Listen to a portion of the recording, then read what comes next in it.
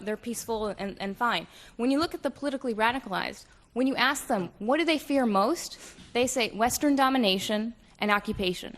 But when you ask mainstream Muslims what they fear, they say economic issues, unemployment. There's a clear difference. And so they're not, what we can determine from that is it's not religion, because religiosity between the two is indistinguishable. How pious they are, indistinguishable. It's the one factor that makes the difference is what they focus on and their grievances against, perceived grievances against the West. But don't we get back to one of the core problems which you still haven't addressed, which is the life of Muhammad and his teachings, which is as follows. Is that if a Christian group decides to go back to the teachings of Christ, you know, the worst stuff they find is the Sermon on the Mount of Olives.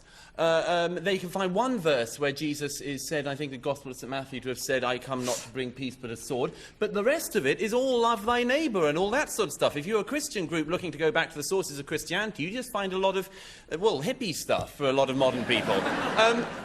So what is it about this religion we're talking about tonight that you say is a religion of peace, that when people go back to the origins, they find a founder who was violent, teaching violence? See, this comes back to what you mean by people going back to the origins, and I refuse, as does Zeba, and as we're asking for all of you to do, is to refuse for Islam to be hijacked and monopolized by the bin Ladens of this world who want to tell you what it means to go back to the original sources. Now, if that was the case, then I ask you, why is it that in Bangladesh, where there was a free and fair election, the Islamist party lost roundly? They completely lost the elections. In Pakistan, where there were recent elections, the Islamist alliance in the north that came to prominence after the occupation of Afghanistan, they completely lost all their seats. So the Muslims in two of the most populous Muslim-majority countries in the world, as is the case in Indonesia, whenever they have a chance to vote, they do not vote for the Islamist extremists. And time again in elections across Muslim-majority states, they have proven that their interpretation of Islam, and they are the majority, is not the interpretation of Douglas, Ayan, and bin Laden.